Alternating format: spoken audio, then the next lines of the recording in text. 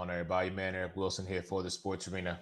Been a wild weekend, especially in the NFL with the draft. And again, just want to thank everybody for chiming and tuning in that night. So, tonight what we're going to do is we're just going to recap each other's teams and see how we feel. So, I want to make sure I give the crew adequate amount of time to talk to me about how they feeling about, where their team is situated moving now into off-season training camp, and then more importantly, the start of the 2021 NFL season. So, first up, I had to get my man in here because I got to ask him a question how he feels about the heir apparent to Jimmy Garoppolo in Trey Lance. So, from the Say What, Say It Again sports talk show every Tuesday, 8:30 on Facebook Live, my man Ty Ray in the building. What's up, brother? What's going on, man? How you doing? I'm doing all right. I'm doing all right, man. Bro, I appreciate your time. I'm not going to try and keep you, but I don't know how this conversation is going to flow. So, last time we talked, we went through round one. We did see that your boy is now officially a 49er in Trey Lance. You said you wouldn't be mad if you got him, but let's just run down the rest of that list, if you will. So you picked up a guard, Aaron Banks from Notre Dame. You got Trey Sermon from Ohio State. You got yourself a running back. Ambry Thomas, a cornerback from Michigan. Jalen Moore. Yeah, I like Ambry, yeah. Okay, from Western Michigan. Then you got Mr. Lenoir, cornerback from Oregon. You have Mr. Hufanga from USC. And then rounding out your draft, you picked up another running back from Louisiana Lafayette in Eli Mitchell. So looking at all of this, Ty, what are your thoughts based on your draft? Oh, man, I will say this, man. Since John Lynch has been there, I haven't always agreed with some of the picks he's made, but he's done a pretty good job. He's done a pretty good job. I must admit, I think as fans sometimes we're very, as analysts, whatever you want to consider us, we're very critical of every little decision they make. I just have to check. I guess I just have to trust their judgment on Trey Lance. I've never seen him play, to be honest. I'm just be honest. I've never seen him play a real game. I've seen highlights, but North Dakota State, come on, man. That, you know what I mean? So so I ain't about to sit, some people like to sit up here and fake it like, yeah, I watched every game. Man, where'd you watch it at? Because I couldn't tell you where they play on TV at. I've seen the highlights, he looks good. But as I've heard somebody once say, everybody looks good when they got shorts and a jersey on, you know what I mean? So everybody looks good. He's throwing. He looks good. I trust their pick. We have our coach, Kyle Shanahan. He does great with quarterbacks. So I think he'll be fine. I don't think he's going to play right away. So I don't think there's really nothing to worry about with that. When you go to our next pick, I am a little curious as to why they picked Aaron Banks. I don't know if they plan on moving him to tackle or what, but he's like 6'5", 330. That's a little too big for what we like to do as far as running, the zone scheme, a lot of zone blocking. So I don't know what they're doing with that. Okay, but let me ask you, sometimes isn't change a necessary thing to kind of elevate your game? You just said this guy was not the typical offensive lineman that you may be used to.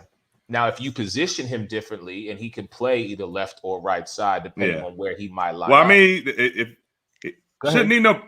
My take on this. I'm not to cut you off. No. But we got Trey. We got what is it? Trey Williams, I believe.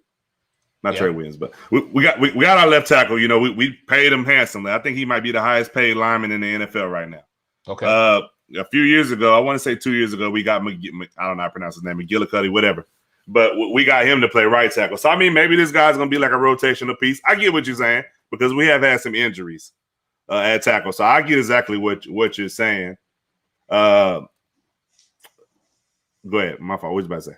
No, I was just going to ask you. I want to switch to defense because you also got Jalen Moore, the offensive tackle from Western Michigan, who you said you liked. But before we get back to him, let's talk about these guys. One from Michigan, one from Oregon. You got Ambry Thomas, and you got Mr. Lenoir. And I apologize, I'm not trying to butcher a man's first name. I'm bad with last names. I'm not trying to mess up this man's first name. But defensively, these two young men as rookies are walking into a brand new system because your former DC is now the head coach of the Jets. So talk to me about what you think this defense is going to look like, especially going up against the Russell Wilsons of the world, the Kyler Murrays of the world. You know what I'm saying? Like, talk to me what you think these two cornerbacks and more specifically your defense is going to look like this season. I think our defense will be fine. Ambry Thomas, I guess is how you said his name, from Michigan. I believe he'll play a good role because, I mean, you know, we got Verrett coming back. Richard Sherman is not coming back. So right. I believe he'll be either a nickel corner or he'll be somebody that play. But, you know, he's a man corner. And I think we need to get back to playing man. I know with Richard Sherman the last couple of years, we played a lot of zone. But I believe we'll get back to playing a lot of man with the pass rushers we have coming back. I think we'll be fine on defense. My major question for our team in general is playmaking on offense, which, you know, my guys got to stay healthy, man. Debo, Kittle, they got to stay healthy. Ayuk, like everybody was banged up last year for us, and so was our pass rush. So, I mean, I'm not going to say it doesn't matter who's playing corner, but if our guys, Bosa, Solomon, Ford, if they're doing what they're supposed to do up front, the corners to me don't matter as much. But our problem last year was we wasn't getting that pass rush like we've been getting. All right. My last point, and then I'm going to let you get out of here because I got the entire gang joining me. When I look at your running backs, the one from Ohio State, Trey Sermon, and then Eli Mitchell, who was picked up in the 6th round, do you think Shanahan's going to do a running back with committee, given that Mostert, you know, some could say he's injury prone, but we know what this young man can do when he is on the field. I mean, we saw him do it 2 seasons ago in the playoffs where that brother was damn near unstoppable. But do you think they're going to have a running back by committee kind of off season and training camp to kind of figure out how they want to do this? Oh, yeah, I think most definitely because we have Morstead and we have Wilson. But after that, you really don't have anybody. McKinney's gone. Tevin Coleman's gone. So, I mean, you don't really have that third running back. And, you know, with that system, it's kind of plug and play. All right. So, you know, we'll use multiple running backs, like you say. I think Morstead will be the feature back as long as he can stay healthy, like you're saying. But, you know, if he does happen to go down with some injury at some point, you know, ankle sprain, something knick-knack, stay away from that the janky turf up there at the Meadowlands. He'll be fine. And then, but, you know, I think Sermon is more than capable of stepping in and being able to fill that role, him and Wilson. So I'm confident in our running game. That's something that, like I said, man, you know, the biggest issues for me is O-line staying healthy and just playmakers, man. We got guys make plays, and, you know, Jimmy G, that's a different story for a different day, man. Listen, I'm going to save the conversation with Jimmy G for tomorrow night when you and Avery and Chuck and James get into what they're going to get on you about Trey Lance and how you feeling. So I'm going to save that for tomorrow night, ladies and gentlemen. Check my man Ty Ray out. Facebook Live, 8:30 p.m. on Tuesdays. Say What, Say It Again Sports Talk Show. Ty, my brother, I love you, man. I'm going to holler at you real soon. All right, man. Later, too, man. All right, man. Later. All right, ladies and gentlemen, when I come back, I'm going to get my man John Shearer in here because we're going to go from San Fran to be more. We're going to talk about them Baltimore Ravens more with the sports arena in just a moment. Connecting your brain and body with interactive games and tests. Why is there no physical activity in today's health physical? Trazer is an holistic technology used to rehabilitate, prevent falls, and improve sport performance.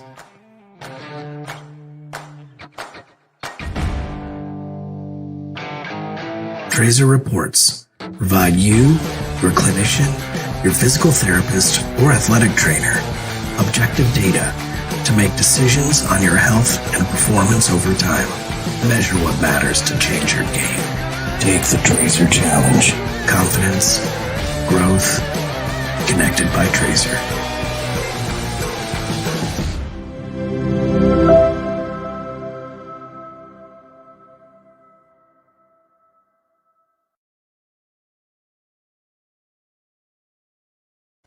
And welcome back into the sports arena. So we just got done talking to my man, Ty Ray from the Say What, Say It Again Sports Talk Show about his 49ers. Like I said, we're going to travel all the way to Be More, hook up with my man from the Sideline Sports Network and the man who was actually giving us the picks before Roger Goodell was giving them on stage. My man, Mr. John Shear, Sideline Sports Network. What's up, man? How are you? Hey, how's it going, man?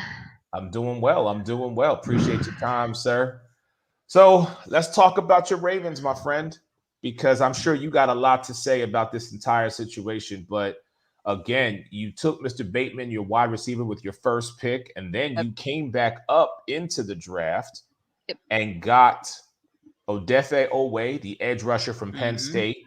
Nothing in the second round.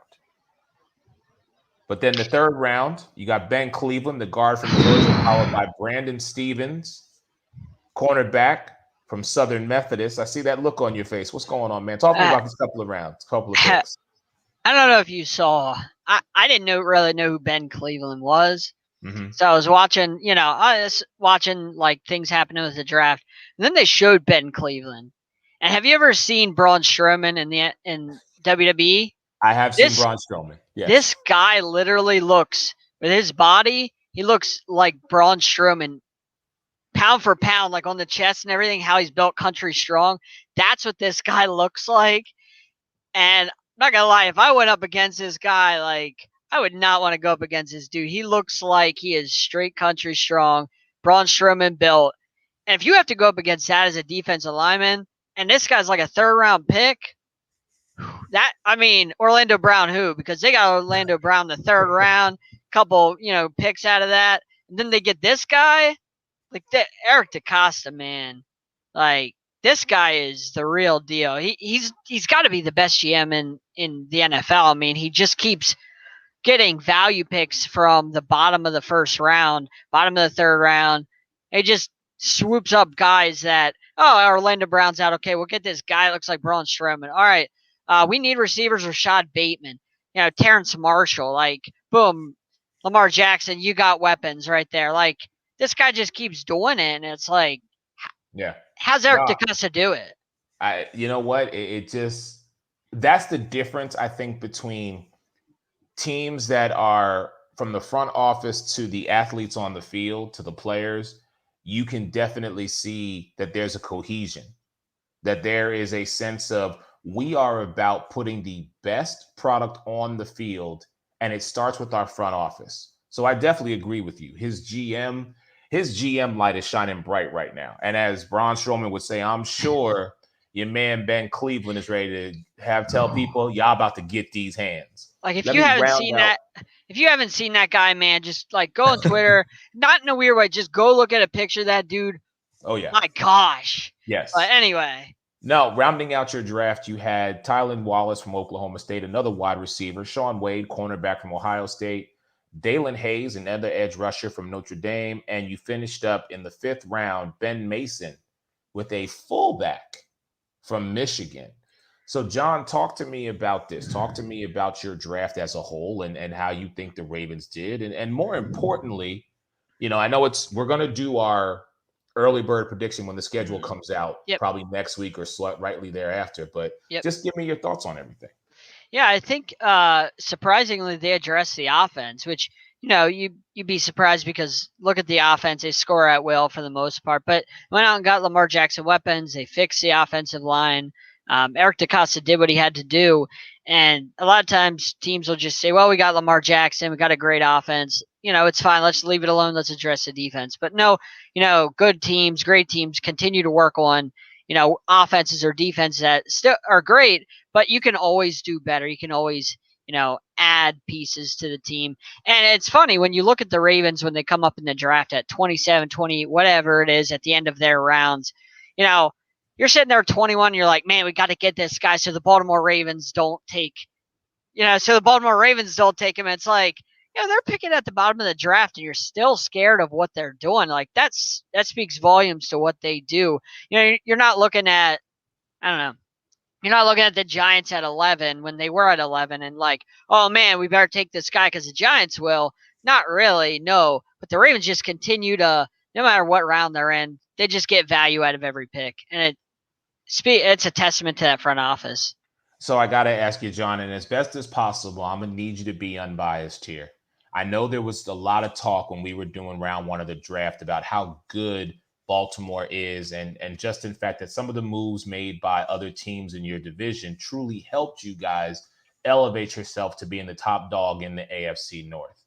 When you look at the entire landscape, and I need you to be unbiased because I know they're your team, what do you honestly believe your divisional record is going to be? Because listen, as much of a Lamar Jackson fan as I am, and I know Jackson 5 can put it on like it's nobody's business, I have to believe that with some of the additions made by Pittsburgh in the later rounds, and then also Cleveland on the come up, I feel like Baltimore, it's your division to lose.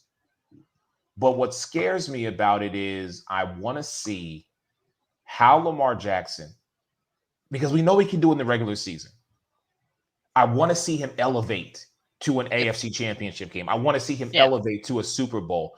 As the team is currently constructed, what do you think the division record's going to be? And we'll talk more about it in a couple of weeks. But then also give me a realistic season for the Baltimore Ravens, in your opinion. Yeah, so I think they're going to go 5-1 in the division. Joe Burrow's probably out till November. Cincinnati probably doesn't beat them anyway, so that's a sweep. Pittsburgh, they'll even that out 1-1. They typically do. That series always a split. And then the Browns just can't beat the Ravens. Even with the Browns' great season last year, they still didn't beat the Ravens. The Ravens still swept them. Even in that crazy Monday night game where Lamar Jackson had to go to the bathroom, still came back. They still swept the Browns. So until the Browns beat them, I'm not going to give the Browns a win against them because they just haven't been able to beat them no matter what. No matter whether they have OBJ, Baker, whatever, they can't beat them. So 5-1 is what I have. Pittsburgh is the only one that can beat the Ravens, but they always, split. So 5-1, easily they coast to that. And then if you're asking overall record, I think 13-3 is realistic. But the Baltimore Ravens have had injury problems. Ronnie Stanley's coming back from a gigantic injury. So we'll see how he is. You're asking a lot of 2 rookie receivers that can be really good, but we don't know what we're going to get out of them. Asking a lot out of Ben Cleveland, 3rd-round pick. We don't know what we're going to get out of him. The offensive line, Villanueva from Pittsburgh, is an aging guy who doesn't have as much in the tank as he used to. So there's still a lot of moving parts, a lot of new pieces. It'll take a little while to gel. So you might see 11-5 based on, if they can't stay healthy, if guys don't quite gel. It might be slow out of the gate and then take off towards the middle of the season. So 11-5 worst case, and then 13-3 best case. All right. Well, actually, you have to add one more, so it would be 13-4 and 11-6. Oh, 13. I'm sorry. You want to go 12-5. I forgot about the 17th game. I keep forgetting about that. Listen, we got all season to get there. We will. John Shear, ladies and gentlemen, Sideline Sports Network. Sir, thank you so much for joining me here tonight, sir. I will definitely talk to you soon. I appreciate your time. Thanks for having me, man. Anytime. All right, I got 2 down, and I got a whole mess to go. When I come back, I guess I'm going to have to show some love to that team down there in Texas that is not the Texans. My girl, Megan Price, 806 Sports, followed up by my man, Mr. Michael Carrottenuto. They will be joining me more with the Sports Arena in just a moment. Generations Physical Therapy has been the Tri-State's leader in physical therapy services for over 20 years. And now we have a convenient location right in the heart of the capital city of Charleston, just off I-64. With convenient parking and flexible hours, your access to physical therapy is second to none. Plus, Snap Fitness is also in sight with 2 floors of gym equipment and sports enhancement training through A-Game Sports Performance. So whether you're needing hands-on physical therapy or looking to get results in our gym, our family's ready to help yours. Generations Physical Therapy and Snap Fitness. Multiple services, multiple locations. Experience you can count on.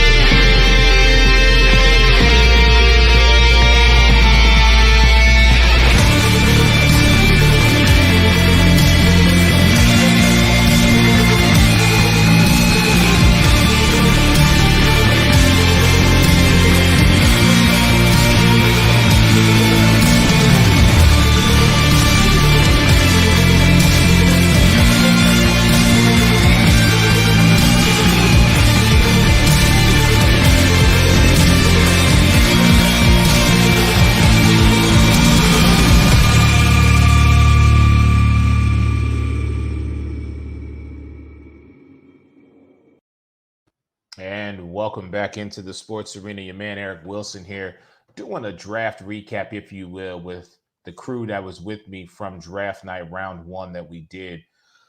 Oh, so this next team that I'm bringing on, they had 11 picks, but I still don't think it's going to help them. Let me go ahead and welcome in from the 806, the sip off, our girl, Miss Megan Price, and of course, my good friend, Mr. Michael Caratanudo, Believe in the Pac-12 podcast. Y'all had 11 picks. Let me just say that first and foremost. That's right, baby. They needed all 11. Yeah, you did. So let me run down the list real quick. First off, of course, you took the guy that I was hooping and hollering about. We won't get into the off-the-field stuff. That's a later show. But Micah Parsons from Penn State, Kelvin Joseph from Kentucky, Osa Odigbuza. I apologize if I said that. From UCLA. Odig, who? Wait, I used to because I interviewed him twice, but Okay. it's Odig Hizua. Odig Hizua. Odig Hizua. Thank you. Yes. Chauncey Golston from Iowa. Nashawn Wright from Oregon State. Yes. Cox from LSU. Josh Ball from Marshall. Mr. Fihoku from Stanford, a wide receiver. Like, y'all need more wide receivers. Just don't pay him 5 years, $100 million. You'll be okay. Get out of here. You got Quentin Bohanna from Kentucky. Israel Mukumu. Mukumu, yeah. Yes, Mukumu. from Southern Carolina. And Matt Farniok. Mike, I'm just coming to you from last names from now on. Hey, man, part of broadcasting games, man. My last name's Caratanudo. You know, we used to joke how much it got killed, and people said I should always change it, but I'm like, never changing my last name, not happening. But and I should be able to say last names because I can spit out Caratanudo like it's nobody's business. Exactly. But anyhow, Mike, Megan, thank you again, not only for joining me tonight, but joining me Thursday night. So yes, I'm gonna give you guys the floor because I don't want to talk about this, but give me your guys' thoughts on the 11 picks and how you think it's going to work in your favor this season. Well, go ahead. Go ahead, Megan. Go ahead. No, go. I just want to say, just to start off with, we talked about how awful Dallas's defense was. And so for our first 6 picks, we went all defense. This is exactly what I needed Jerry to do. I just completely approve. And the first probably 5 picks and even all the way down to our other corner down from Oregon State, I'm super happy with. I do think that this was an extremely cornerback heavy draft. So not taking a cornerback in the first round, even though we really wanted Horn or we really wanted Surtain, and they went right before our pick. So I think we had to regroup. Trading back to Philly was a good thing for us. And I think we were able to make the right pick. Sean Lee retired, so we had an opening right there at the linebacker position, and LVE is known to get injured as well. So, I'm really happy with it, honestly. Yeah, 8 out of 11 defense, they needed it.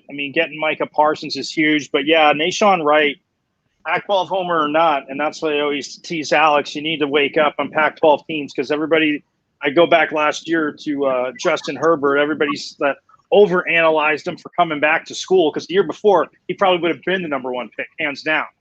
And right. Justin Herbert's a machine. So, but Nashawn Wright, Dan Quinn has a bigger voice than Mike Nolan, who's gone because these corners.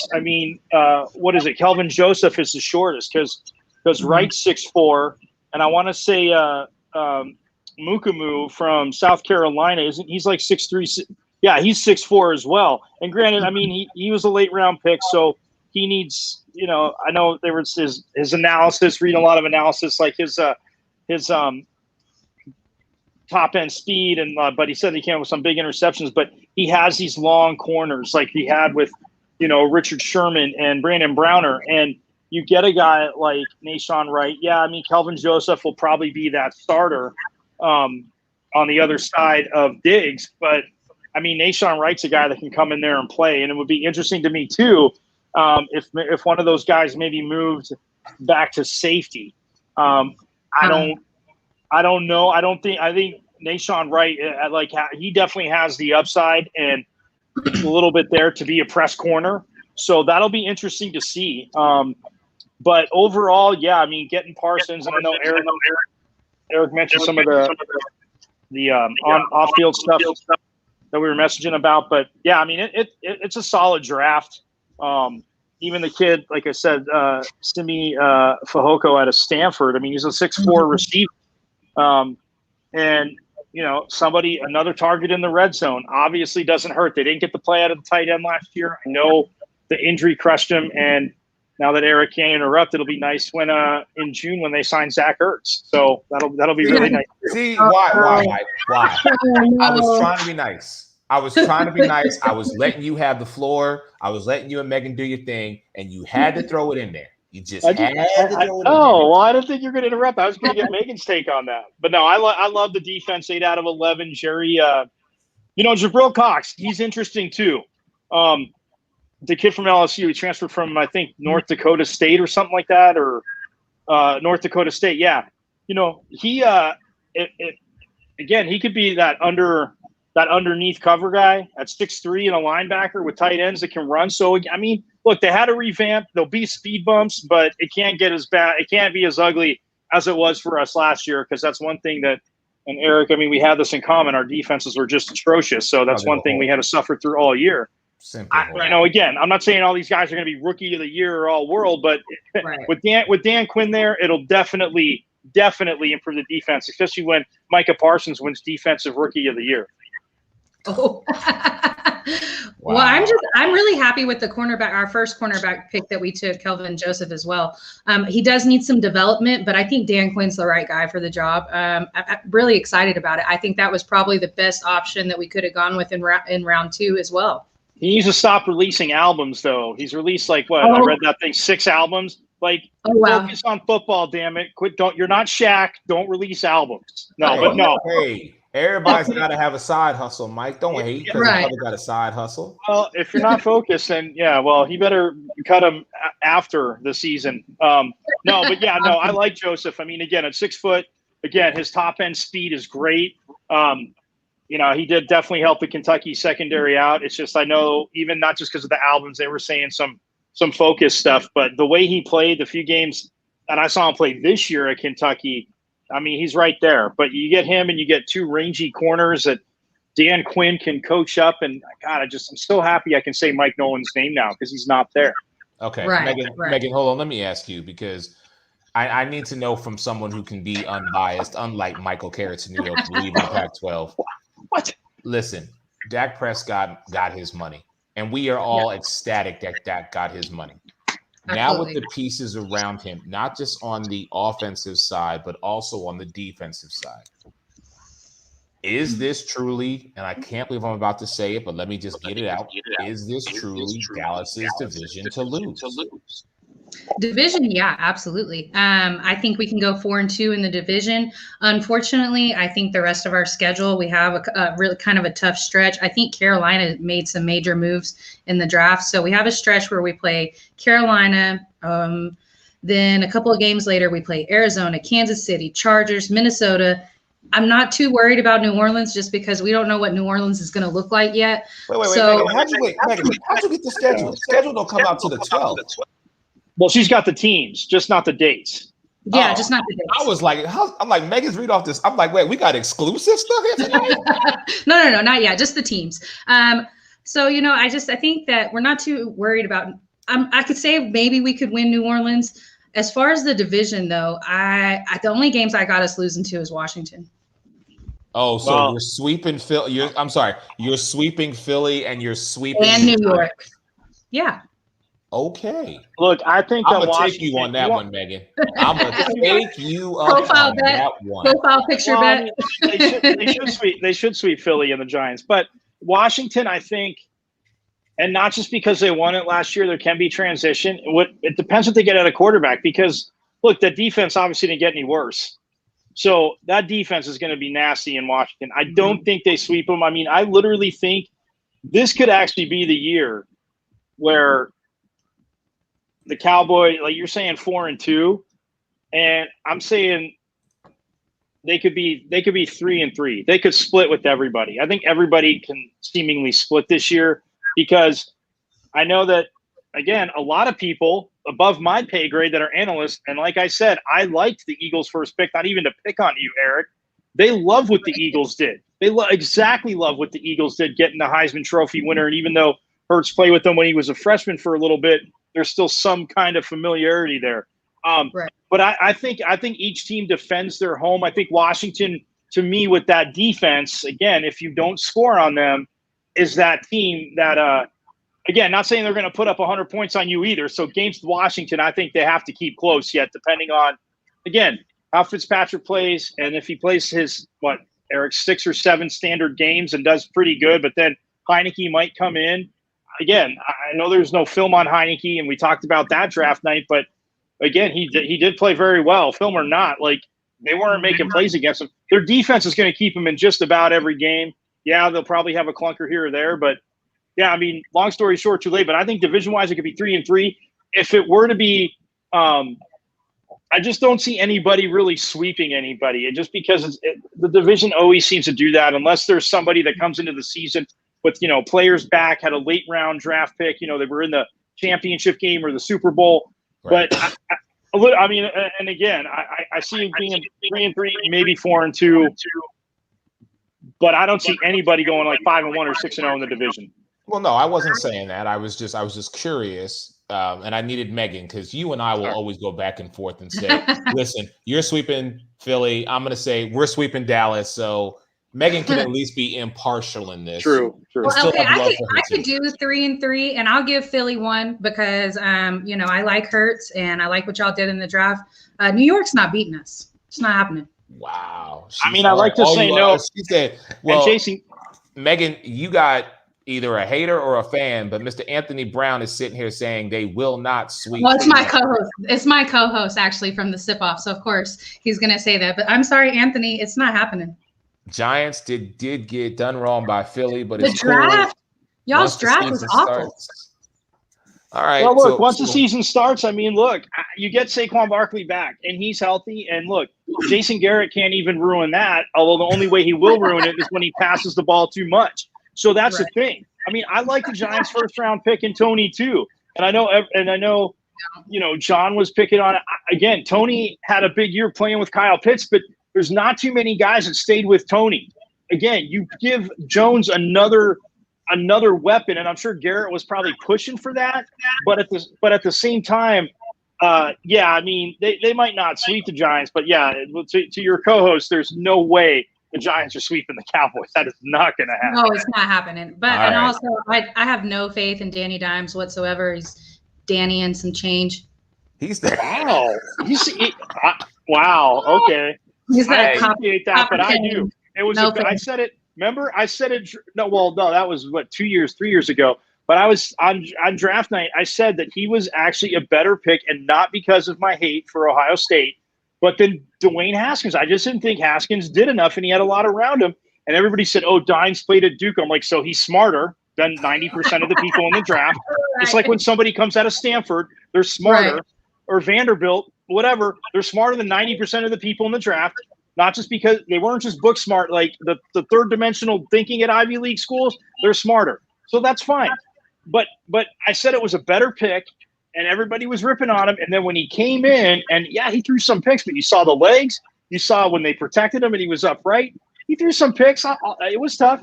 But listen, I don't have a leg to stand on when it comes to Danny Dimes, because he ran about 78 yards on my defense. So I can't. And then fell down. But then he fell down. Yeah, but he tripped over himself. So that was the only saving grace. Listen, I appreciate the two of you joining me here tonight. Thank you so much. And Megan, you need to talk to your co-host, because he is on here just chiming, saying Giants are going to win the division. Megan, can I come on the Sip Off and bet him? They're not winning the division. Wait, Megan, can I come on the Sip Off and make a bet with him so it's on public airways? Well, my co-host lives in Cali, so he might need to be drug tested. That's our girl, Megan Price, ladies and gentlemen. 806 Sports and the Sip Off, the NBA Carousel. Make sure you check her out. And as always, my brother, Michael Carratanudo. Believe in the Pac-12 podcast. Hey, much love to both of y'all. Thank you. And next week, when the schedule drops, we're going to do some early bird predictions. So stay tuned for that.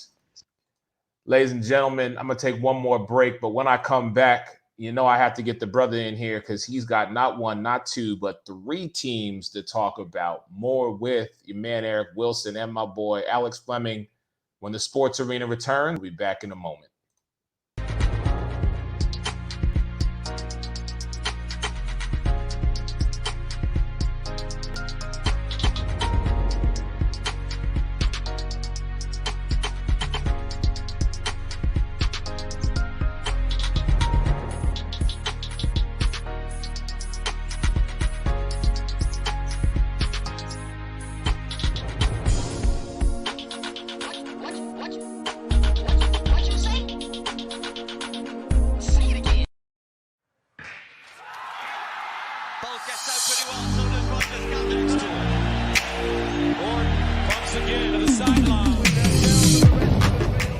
At Fusion Sport, we're all about driving human performance. We develop and support a range of technologies all designed to assist people to be their best.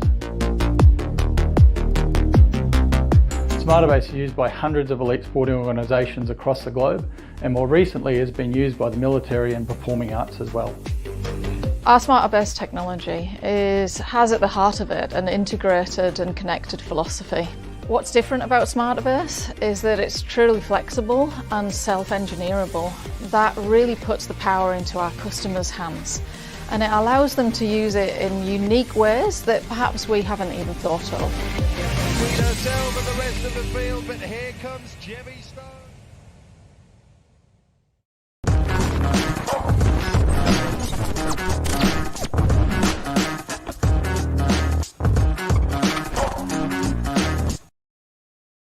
And welcome back into the Sports Arena, ladies and gentlemen. I'm your man, Eric Wilson. So we're going to round the show out tonight. This brother's covering not one, not two, not three. And I think the only reason he might consider coming back to be a Bears fan is because they've done something that has not been done in 101 football seasons. And that was very simply they drafted Justin Fields, a black African-American quarterback from, as my old co-host Kristen used to say, the Ohio State University. But let me go ahead and get Mr. Fleming in here this evening. Good evening, sir. How are you?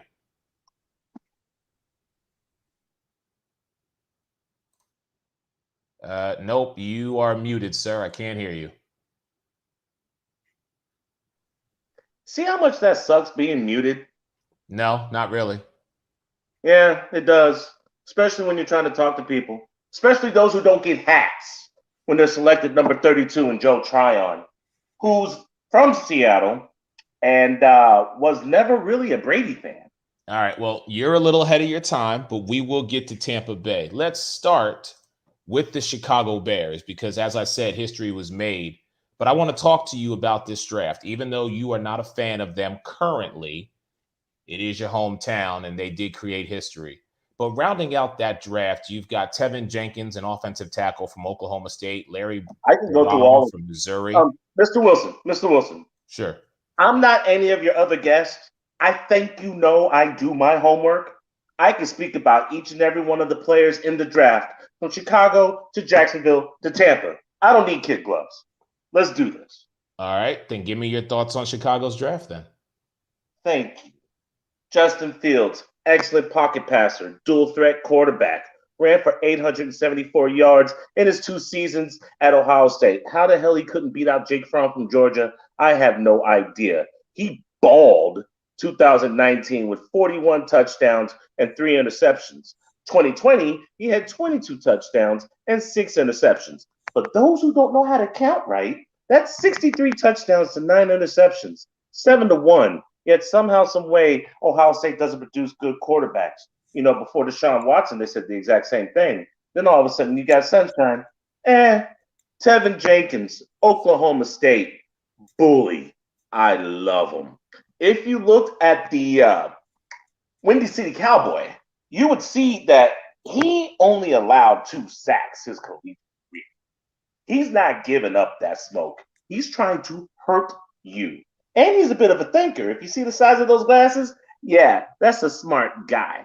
Then they went and fortified the line with Larry Borum from Missouri. Now, this guy's pretty tough. 50-50 on the run game, but he was an excellent pass blocker. So they knew what the hell they were doing They were solidifying the line. They just got rid of Charles Leno Jr., the 7th round draft pick that was playing tackle that led the league in the most false starts. I'm not going to miss him. Then they fortified the defense. They picked up Mr. Graham from Oregon. He's crafty. He's not the fastest corner, but he was second all-team Pac-12. So I think that Oregon Duck can fly. And in the NFC North, where you got to deal with people like Justin Jefferson, Devontae Adams, and whoever the hell is playing for Detroit, I think it's best if you have enough secondary to play not corner, nickel, but also safety. I don't see Justin Fields starting in the immediate. They're going to let Andy Dalton fall on the sword because, I mean, that's what Ronald McDonald does. He gives people cancer and cholesterol and diabetes. Once he fails, I believe it's Justin Fields' position to lose. He's the quarterback of the future. All right. Well, talk to me about Khalil Herbert, Daz Newsome, and Mr. Tonga from Brigham Young. I'm glad you mentioned Daz. All right. Allen Robinson is not in this equation. Leave him alone. Okay. Fair enough. Other than Daryl Mooney, last year's rookie standout, there's a lot to be mixed up on for the 3rd wide receiver spot. I mean, I love Anthony Miller, but he kind of had a setback coming from Memphis. And every one of their other wide receivers is just a coin flip. You can't really rely on anything. Daz is special. He has an opportunity to be the number 2-3 wide receiver. Now, we've seen the Chicago Bear offense struggle to score points. We saw it last year. We saw it the year before that. Horrible quarterback play, inconsistent wide receiver play. Look at the roster now. Tariq Cohen, Monty, Montgomery, Damian Williams, because Kansas City was a dummy and let him go. I'm going to get to Herbert from Virginia Tech. I'm going to get to him. But the running game is solid. Cole Kmet, Jimmy Graham, they can play 11 or they can play 12. They can even play heavy in a box set if they want to. Allen Robinson has been thirsty for a quarterback who could throw him the damn ball. That's Justin Fields. And now with Daz Newsome, with his size and his speed, there's not going to be a safety over the top to stop Allen Robinson. You're going to have to play this team straight up once Justin Fields is the starter. Which leads me to Herbert. He's not taking Monty's position. I already said the man, David Montgomery at Iowa State, is a monster. He accumulates most of his yards after initial contact. So get that thought out your head. Tariq Cohen's coming back off of injury. He's going to be that split or change of pace back. Damian Williams, I mean, damn. Inside the 20, that man is golden. So look for the man from Virginia Tech to be a standout on special teams or in the slots. Nagy's finally going to implement the offensive system that he should have been doing when he was in Kansas City. Oh, and the Samoan. I didn't forget about the Samoan. Klingus, BYU, defensive tackle. Now, it's always good to add depth. Welcome back, Mr. Goldman. You sat out 2020 because of COVID-19. Hicks was inconsistent last year due to injury. It never hurts to have a rotating defensive tackle position. And he's a monster. He's the reason why BYU led in their division when it came to pass rush and sacks. Look for the monsters of the Midway to get back after they lose Ronald McDonald. All right, let's switch over to the team that you are covering, which would be the Jacksonville Jaguars, roughly about 2 hours north of you. Since you know top to bottom of the list, do your thing. Sunshine, Trevor Lawrence, 39-3 record. Looks and like. By the way, just for one last thing, I need to remind you: moving forward, he will not be called Sunshine on this show. He will be addressed as Trevor Lawrence. Just wanted to let you know that. Fair enough. So Sunshine was drafted number 1 overall from the Jacksonville Jaguars. It was written in the stars. Cartersville, Georgia. Painted a mural right there off of the Market Square. He looks older than a 22-year-old man, but it's a beautiful mural. If you're blessed enough to know where to find it or you want to see it, just go to afootballworld.com. You can find that on Facebook too. It's a football world. We all just live in it. I digress. Excellent pocket presence. He's been fighting with Justin Fields for the best quarterback in high school, in college, and now in the NFL. AFC South, NFC North, I think it's only fitting. They're going to see each other once every 4 years. It's going to be a beautiful thing.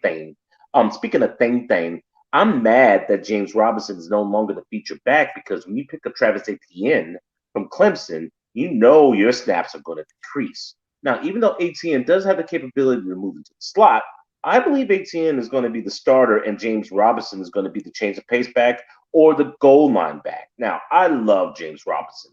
That man has heart, and he showed me a lot, and he could have broke Fred Taylor's rookie record. But when you pick up the quarterback and then you get the rookie running back to match, that just tells me that someone's going to be a Pac-Man when it comes to your snaps and your playing time. Either way, it is what it is. Speaking of it is what it is, Georgia had a lot of cornerbacks to go this year. And the first one off the board after Stokes in the first round was Campbell. Now, Campbell isn't the fastest. That would be Stokes. Campbell isn't the biggest. That would be the other one that was selected. He's the hybrid. He's in between. He matches his speed and his power, and he's crafty. This just lets you know what they were thinking about C.J. Henderson, because they signed Rashael Griffin in the offseason for 3 years, $40 million. So I'm thinking he's a number one starter. Henderson struggled last year. I saw it personally. He's still thinking it's college, not touching people down, clapping when somebody catches the ball and allows him to get back up. So look for him to be in the dogfight with C.J. Henderson. And whoever is the loser is probably going to be the nickel corner. They're not going to get the playing time. And everybody's drinking Cisco. You need someone to take chances on this field. You know what Jacksonville was bad at? Getting sacks, getting turnovers. And that's why you get a man by the name of Mr. Cisco out of Syracuse, because this man was a ball hawk. You need turnovers in the NFL if you plan on succeeding. You also need a tight end that you don't expect to catch the football with. And that would be Mr. Farrell from Ohio State. Now, he's a funny stat guy. He didn't get a lot of catches at Ohio State, but he caught every pass that was thrown to him. Think about that. A tight end that you only use as a security blanket. Who'd have thunk it? And then, as usual, they go the whole Samoan route and pick up, is it Jake or Jack? I don't want to mispronounce his name, but Tufalea, USC, defensive tackle. Thank you. 2019 Pac-12 All-American. So you know he put in work. He's a tackling machine. And you need some simple sack pass rush. Jacksonville, as I already mentioned, was last in the league when it came to sacks. Speaking of that, there's a cat. What is it with Florida players that get in trouble? I mean, for real. Because the linebacker at a UAB is going to make Josh Allen and Miles Jack life a hell of a lot easier. This guy is a specimen. 6'2", 6'3", 240 pounds, runs like a gazelle, hits like a truck. Got decommitted from Florida after the whole credit card scam, was a standout at University of Alabama, Birmingham. I think it's a smart pickup. Oh, but the best pickup for the Jacksonville Jaguars was the undrafted free agent, Dylan Moses, Alabama. This man led the Alabama Crimson Tide to 1-2 national championships. Excellent read, has presence on the field. Might get drugged a little bit because he's got a running back's body. And every now and then he looked lazy on the field only because he was working with so many stars. Once he gets healthy and Urban Meyer is able to implement his system in Dylan Moses, I believe Miles Jack is going to go to the will. Josh Allen can move back to the Sam where he's supposed to be playing instead of the edge rusher. And then you got Dylan Moses, who's a luxury pick because you still have to go to the UAB. Now, whether or not they're going to switch up the front four, that's all in due time. But I know that Taven Rayburn's time is about up with the addition of the defensive tackle. He just wasn't filling out. Oh, speaking of filling out, Walker Little, Stanford. I think this is a plan for 2022 and not 2021. Cam Robinson was franchise tagged. I don't think they're going to give him a long-term contract.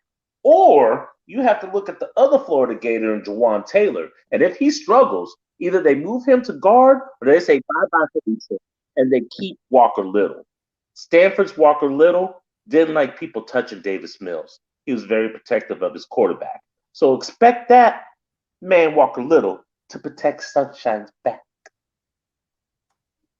All right. Well, round it out. As I've said, round one of the draft night.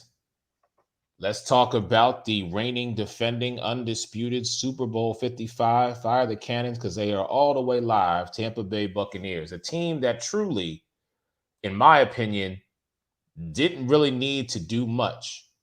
But surprisingly, maybe to some, I being one of those people, they did pick up the heir apparent in the second round in Kyle Trask to sit behind the GOAT. I got to know your thoughts, first off, about what you think of Joe Tyron, and then, of course, Mr. Trask, and then the rest of the pieces that were brought in to help facilitate and just kind of be little puzzles, if you will, to get fixed. Well, first and foremost, I hate being muted, especially when I'm on live coverage of the NFL draft. And Alex, just for tackle your out of own purposes, I'd like to think that he's a change of pace. He's going to be there to spell Ndamukong Suh because they already have the backup for Vita Vea, who, ironically, also came from Washington. It never hurts to have a rotating defensive tackle line, especially when one goes down with injury. They didn't get him a hat. I feel sorry for him. They didn't get him a hat. I think the real steal that the Tampa Bay Bucks did, and it wasn't Kyle Trask. Dedmon, I want to say it's Dedmon Jordan, wide receiver, North Texas. This guy, wide receiver, faster than any of the corners, plays running back, had the team's record for touchdowns his collegiate career. This man is a monster. They have the replacement for Chris Godwin, not once but twice on the team. Whether it be Mr. Johnson from Minnesota, who's a matchup nightmare in the goal line, or Dedmon, who from North Texas is going to wow a lot of people who don't know about that mean green. And that's real, because a lot of people don't know about that mean green in Denton, Texas, but I do. And he's a standout. Oh, one last thing, because they had I'm not going to waste my time on Kyle Trask. We're not even going to see him for 2 years. All right, so the pick number 64, end of the second round, whatever. Congratulations. You get to hold a playbook and learn from the GOAT. So, yeah. Hunter Stewart, Houston, linebacker. You mean I Grant? got a soft spot for this guy. He went to Oak Ridge High School. And if you know, and if other people know, Oak Ridge High School is local. That's here in Orlando. He had to go to a school, fight, scratch, and claw, and he's also active in the community. He's an all-around good kid and a good tackler. He led his team in all tackles in 2019 and 2020. He was second team All-AAC. And it just so happens he's Mr. Irrelevant. Just like Ryan Suckup, Mr. Irrelevant. Look for him to be the future at linebacker. I could see him starting in 2 or 3 years. That's how good Hunter Stewart is. And I'm glad to see the kid grow and come back home. You mean Grant Stewart, the linebacker from Houston? Hunter Stewart. They call him Hunter. His real name's Grant. I call him Hunter. You apparently know more than I. Ladies and gentlemen, that is going to do it for us here tonight at the Sports Arena. I appreciate again Tyree from the Say What, Say It Again Sports Talk crew going on. Make sure you check him out Tuesday nights, 8:30, Facebook Live, along with our man, Sideline Sports Network, Mr. John Shear, Megan Price from the 806 Sports, Michael Caratanudo, Believe in the Pac-12, and of course, host of the NFL Carousel, and my brother, Mr. Alex Fleming. Appreciate everybody's time. Have a good night. See ya.